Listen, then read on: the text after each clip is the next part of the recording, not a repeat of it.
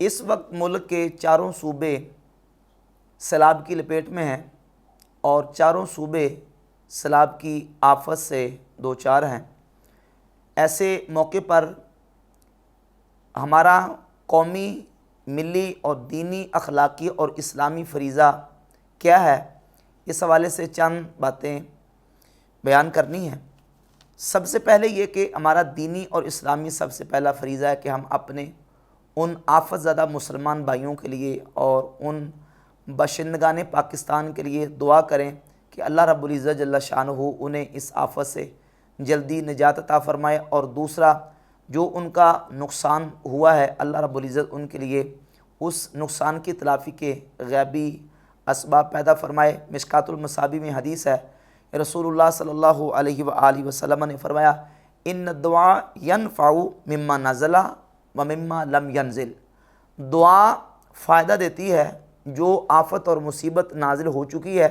اور جو نازل ہوگی، نازل ہونے والی اور جو ابھی نازل ہوگی، ان دونوں کے لیے دعا فائدہ دیتی ہے۔ اللہ تبارک و تعالیٰ دعا کی برکت سے اس مصیبت سے اور اس آفت سے بندے کو نجات عطا فرماتا ہے۔ سب سے پہلا تو ہمارا حق یہ کہ ہم ان کے لیے دعا کریں، اور پھر ساتھ ساتھ اس کے جو ایک اسلامی، دینی اور ہمارا اخلاقی حق ہے وہ یہ ہے کہ ہم اپنے ان مسلمان بھائیوں کی جس طرح ہو سکتا ہے مالی ان کے ساتھ تعاون کریں اور ان کی خیرخواہی کریں۔ دین، نصیحت، خیرخواہی کا نام ہے اللہ کے لیے، اس کے رسول کے لیے، ایمان والوں کے لیے اور عام مسلمانوں کے لیے، مسلمانوں کے اماموں کے لیے۔ تو جس طریقے سے بھی ہم ان کی خیرخواہی کر سکتے ہیں، ہم اپنے ان مسلمان بھائیوں کی اور اپنے ملک کے ان باشندگان کی خیرخواہی کریں۔ نبی کریم صلی اللہ علیہ وآلہ وسلم کی احادیث طیبات میں بہت ساری ترغیبی احادیث موجود ہیں جو ہمیں اس بات کا سبق اور درس دیتی ہیں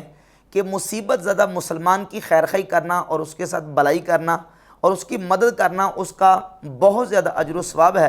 اور پھر بالخصوص جب ایک مسلمان کسی مصیبت میں گرفتار ہوتا ہے، مصیبت میں مبتلا ہوتا ہے،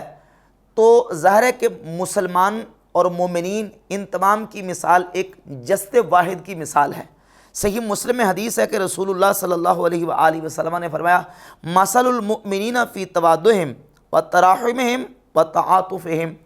کہ مسلمان اور مومنین ان کی آپس میں مثال،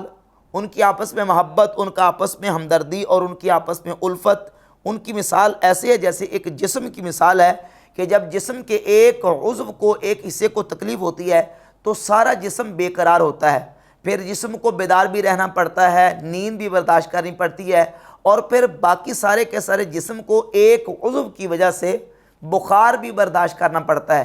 تو مومنین کی مثال ایک جسد واحد کی ہے۔ ایک جگہ پہ کسی مومن مسلمان کو تکلیف ہوتی ہے تو دوسرا مسلمان اور مومن یقیناً اس سے جو ہے وہ بے قرار ہوتا ہے، اور پھر جب کسی مسلمان کو تکلیف پہنچتی ہے تو ہمارا ایمانی، اخلاقی اور اسلامی تقاضا یہ ہے کہ ہم اپنے ان مومنین اور مسلمان بھائیوں کے لیے خیرخواہی کا جذبہ لے کر ان کی مدد اور ان کے ساتھ تعاون کریں۔ صحیح مسلم، صحیح بخاری اور جامع ترمذی اور سنن ابی داؤد اور صحیح ابن حبان میں ایک حدیث ہے کہ رسول اللہ صلی اللہ علیہ وآلہ وسلم نے فرمایا، من نفس عن مؤمن کربۃ من کرب الدنیا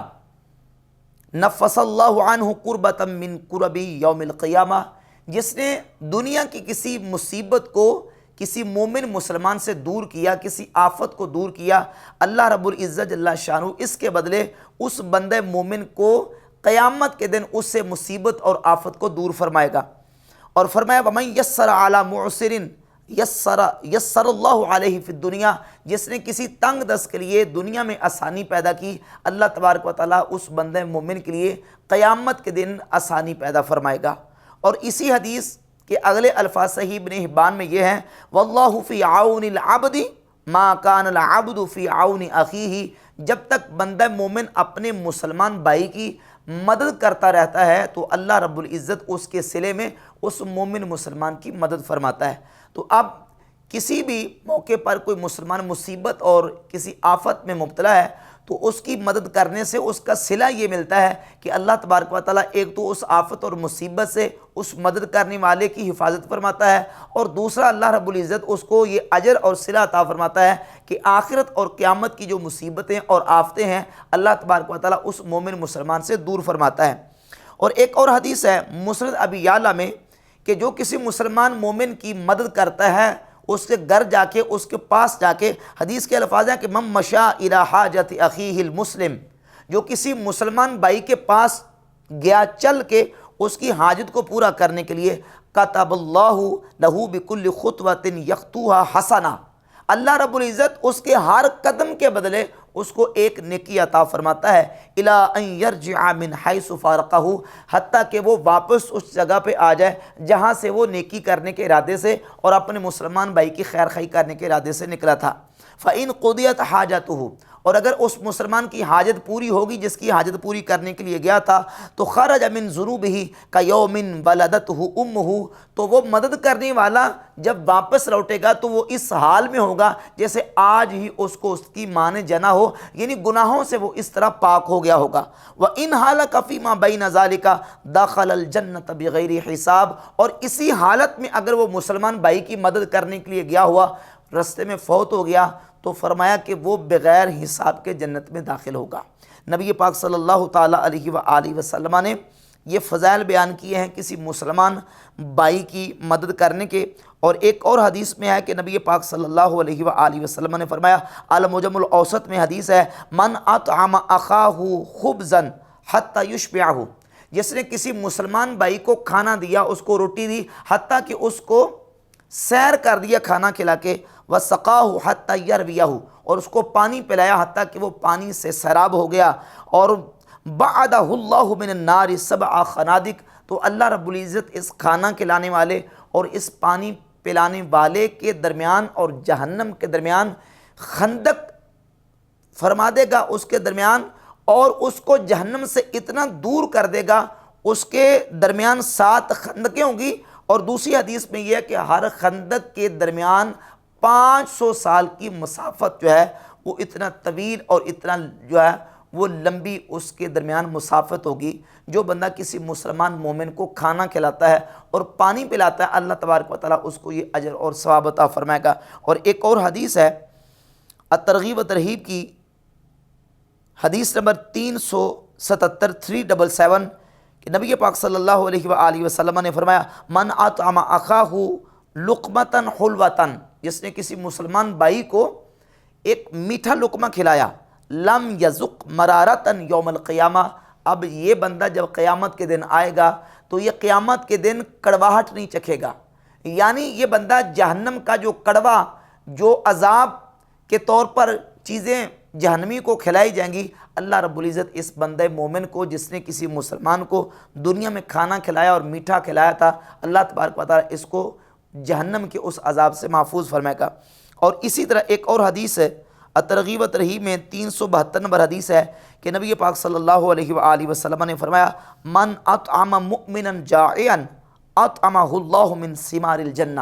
جس نے کسی بھوکے مسلمان کو کھانا کھلایا، اللہ تبارک و تعالیٰ اس کھانے کے صلے اور بدلے میں اس بندہ مومن کو جنت کے پھل کھلائے گا۔ ومن سقا مؤمنا علی ظمأ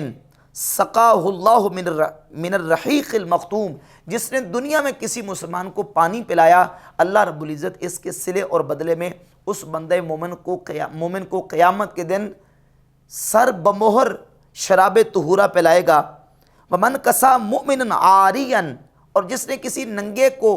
کپڑا اور لباس دیا، کساہ اللہ فی خادر الجنہ، اللہ رب العزت اس بندہ مومن کو قیامت کے دن جنتی حلہ عطا فرمائے گا۔ تو ان ترغیبی احادیث کو بھی ہم نے سامنے رکھ کے اپنے مسلمان اور اپنے جو ابتلا اور آزمائش میں اور آفت میں پھنسے ہوئے ہمارے بھائی ہیں ان کی مدد کرنی ہے، کپڑا پہنچائیں، ان تک راشن پہنچائیں، ان تک لحاف، بستر اور دیگر جتنی اشیاء خورد و نوش اور ضروریات کی چیزیں ہیں وہ خود پہنچائیں۔